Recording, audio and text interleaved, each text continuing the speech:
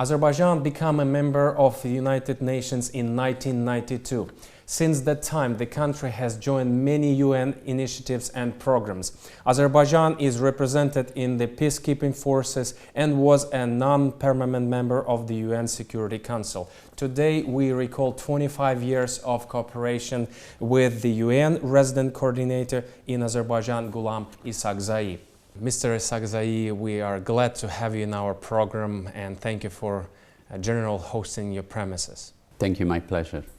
And my first question would be, taking into consideration all fields of cooperation between Azerbaijan and the United Nations, how would you assess this partnership as a whole? Well, this year we, as you know, we celebrated 25 years of cooperation between the United Nations and the government and state of Azerbaijan. And this cooperation or this partnership was at two levels that we looked at. We celebrated the 25th anniversary of Azerbaijan joining the United Nations, and also we celebrated United Nations activities in Azerbaijan for the past 25 years. I characterize our relationship as one of being based on mutual respect, understanding, and very active, I must say. If we look at the history of our partnership, we were one of the first foreign organizations, international organization, after Azerbaijan gained its independence. And we were one of the first respondents to assist Azerbaijan in its very difficult period during the conflict. The United Nations provided a lot of humanitarian assistance in terms of food, shelter, health, water and sanitation, and so forth. We are 18 United Nations agencies. Some of them are resident, based in Baku. Some of them are non-resident, which continue to provide support from their headquarters, whether in New York, Paris, Geneva, Vienna, and other capitals. Our program of support right now is very much based on helping Azerbaijan to achieve the sustainable development goals. And then I invite your audience to go on our website and look at the books that we launch on the 25th anniversary. We have great example of this cooperation in our 25th anniversary book.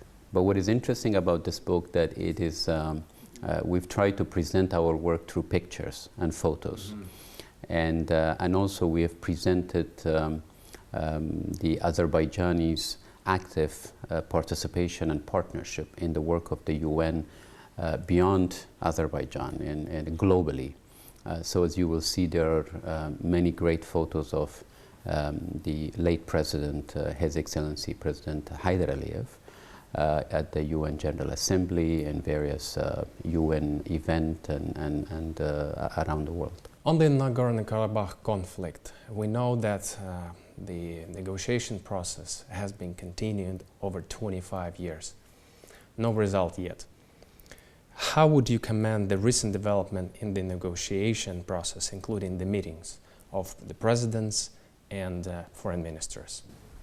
Well, the UN has obviously a very profound interest in the negotiated settlement of the Nagorno-Karabakh conflict.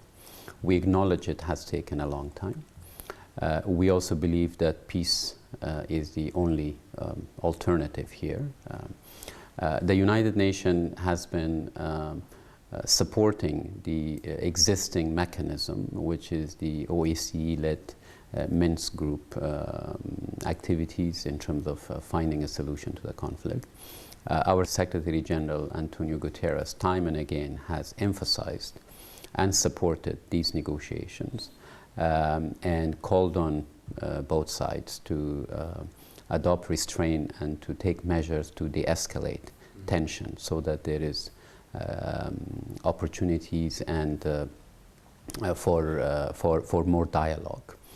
We take with a lot of optimism the recent flurry of discussions and meetings between the two sides in Vienna, in Geneva, and Russia. We believe that peace is possible. It would take time, and the UN remains available to support this process should it be required, both now and also when there is a peace agreement. What can United Nations to do to speed up the process of peace settlement? The United Nations will support the ongoing peace process under the OSCE-led co-chairs. That is a mechanism that has been agreed, and we support it if there is a need for the United Nations. Since 1993, Azerbaijan, with the United Nations High Commissioner for Refugees, has been carrying out activities to improve the situation of refugees and at the same time for IDPs. What kind of work has been done in this regards? Let me start by saying that the United Nations, as I mentioned earlier, was one of the first organizations that set up its office here in Azerbaijan, and the United Nations provided a lot of humanitarian support in the early years of the conflict. It was a combination of UN agencies, with UNHCR, of course, taking the lead, but we also had the OCHA, we had UNDP, we had many other United Nations organizations. And since then, of course, we've seen a notable increase and improvement in the situation of IDPs. Here, let me commend and appreciate the enormous support and resources that the government of Azerbaijan has made available for the settlement of IDPs within the broader Azerbaijan territory, but also the care and attention that the leadership pays to the situation of IDPs. In fact, Azerbaijan, I could say, is one of the best examples of countries which provides a lot of support to its internally displaced population, not only in terms of their housing, but also exemption from taxes, access to education and health. And this is very much appreciated because you know, the United Nations does not have a lot of resources to cater for over 600,000 internally displaced people. So the responsibility first falls on government, and here we're very pleased with the collaboration. Having said that, the United Nations as a team, we do support IDP support to IDPs in our ongoing programs and projects, because for us IDPs are seen as the vulnerable groups, and vulnerability is a cross-cutting theme for the United Nations in all its projects and programs. So we continue to provide support through our ongoing programs in the field, whether they are including IDP women to learn about entrepreneurship and provide them training and grants, or whether providing health services through WHO or through United Nations Population Fund. We looked at IDP as a priority group for our work in Azerbaijan. Mr. Isaaqzai, in 2011, Azerbaijan has been elected as a non-permanent member of the United Nations Security Council. 155 countries showed and supported Azerbaijan.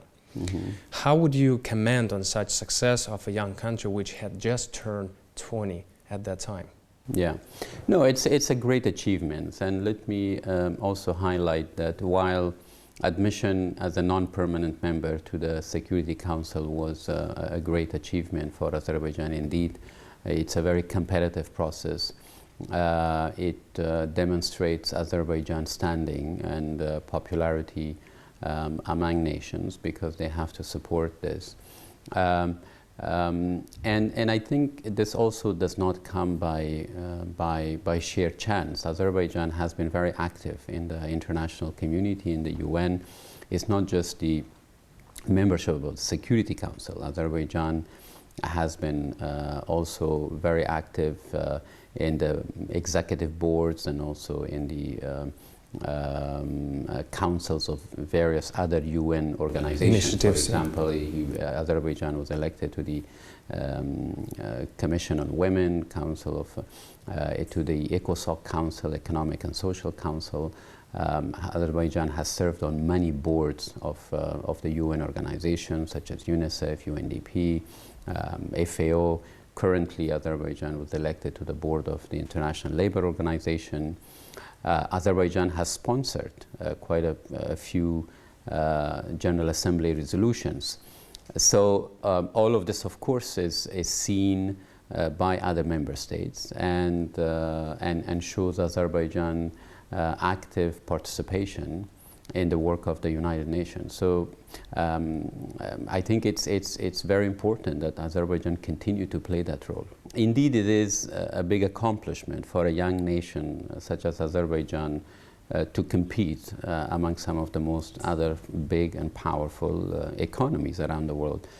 Securing a non-permanent membership of the Security Council is, as I said, it's not easy. It requires a lot of hard work to ensure. And I think it's also important for the region, especially in this region, because the Security Council should always be, apart from the 5 permanent members, the non-permanent members should bring also regional representation. So from this part of the region and from the former Soviet Union countries, I think perhaps Azerbaijan is probably one of the first to be a member of the Security Council. And as I said, it is commendable for a country as the size of Azerbaijan. Azerbaijan is one of the countries well known as the center of multiculturalism. In the world, multiculturalism is a state policy of Azerbaijan. Mm-hmm. In your opinion, how far Azerbaijan's experience is in demand in the world? I attended the opening session of the Islamic Solidarity Conference, which Azerbaijan had declared 2017 as the Year of Islamic Solidarity. Last year also we witnessed Azerbaijan hosting the UN Alliance of Civilization conference, the 7th round of the conference. Early this year, in May, Azerbaijan organized the intercultural dialogue. So just in my year and a half, I have witnessed quite a number of high-profile international events that was intended to promote religious tolerance, intercultural dialogue, tolerance of among ethnic groups and so forth.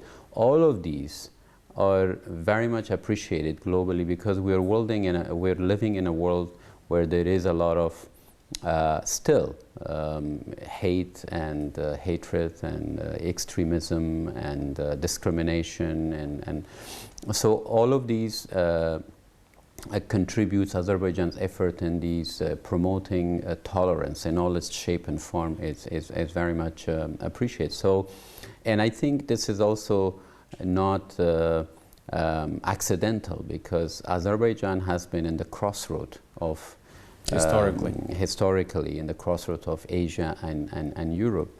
It's almost a bridge, and for many centuries it was the on the main Silk Route where caravans of various sort of background crossed through, and I think there is a reason for this religious tolerance. It's very historical, this tolerance of religious communities living side by side, Jews, Muslims, Christians.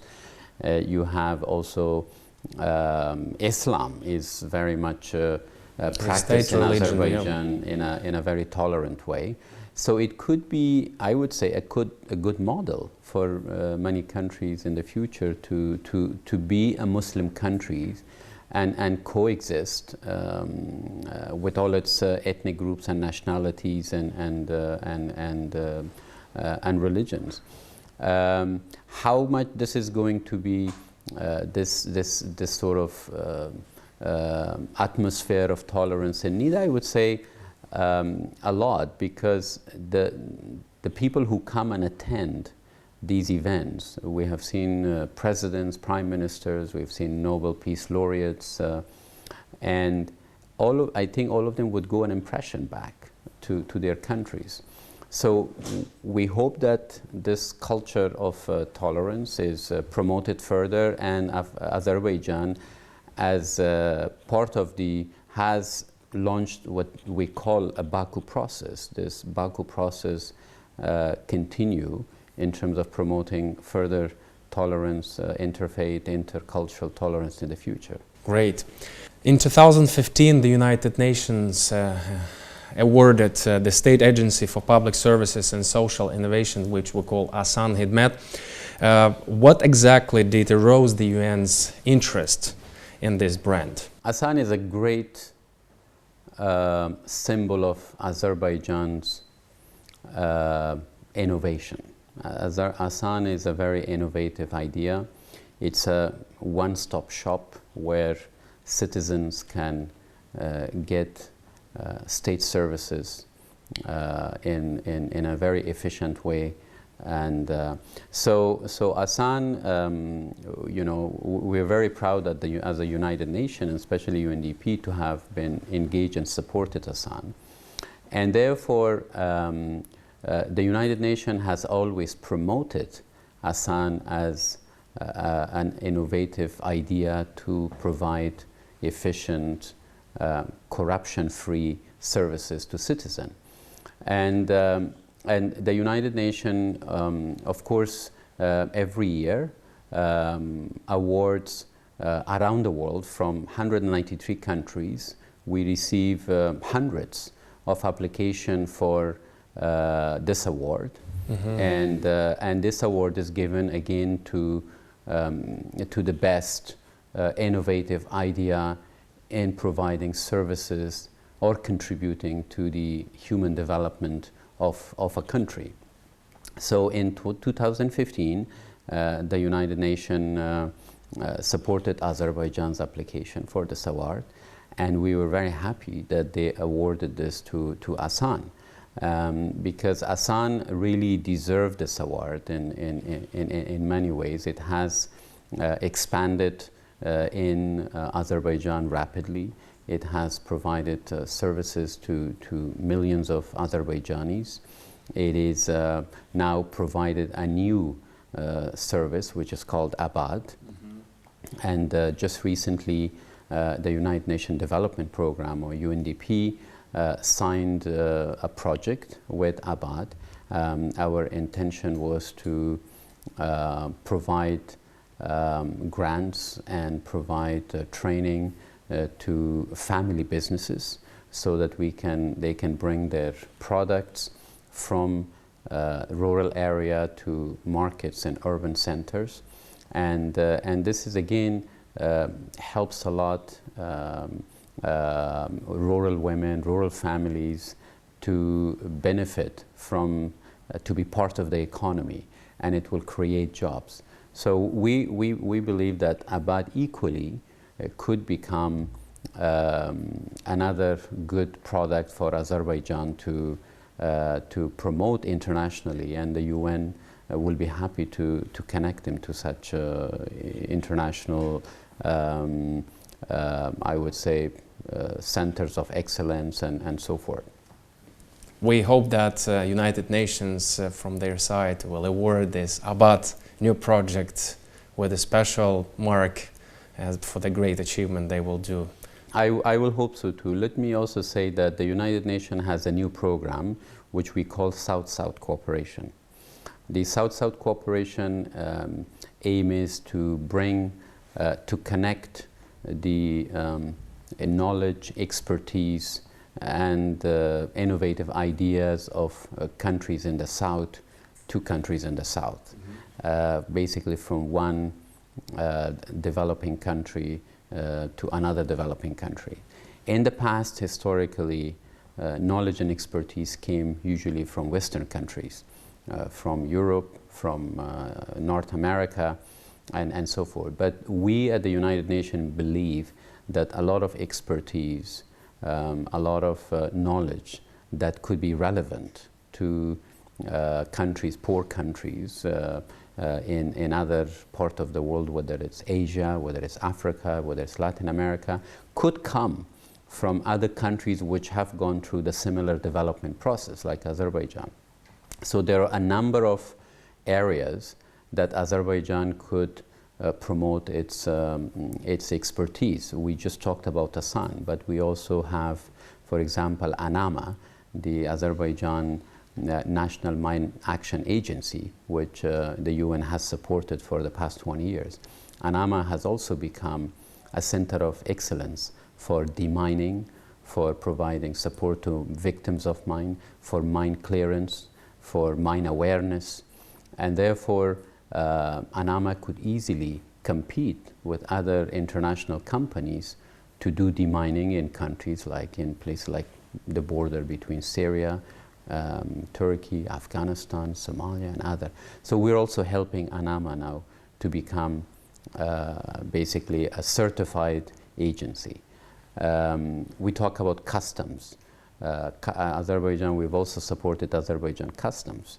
It has become a very modernized custom based on European standard. We can talk about pension reform. The UN was also very much involved in supporting the pension reform and automating the pension system. We can talk about migration services. Again, we have agencies which provide technical support to the state migration services. So there could be a number of areas which the UN could promote, and this can become an excellent, I would say, way for Azerbaijan to promote itself, not as a country that just produces oil, but also as a country that can also basically provide expertise in other areas, IT and other services. Mr. Isaaqzai, taking into consideration what we just talked about, it's a big range of projects and interesting ideas. What kind of future do you see in cooperation between Azerbaijan and the United Nations? Great question. As I mentioned earlier, Azerbaijan has made a huge leap or huge improvement from its 25th years ago when it was established as a state in terms of its socio-economic development. Azerbaijan is now considered an upper middle income country. And therefore, the nature of our work and support has changed from providing humanitarian assistance 25 years ago to now providing highly technical advisory services to very specific state institutions and program. So we have currently a partnership agreement with the government of Azerbaijan, what we call it the United Nations and Azerbaijan Partnership Framework.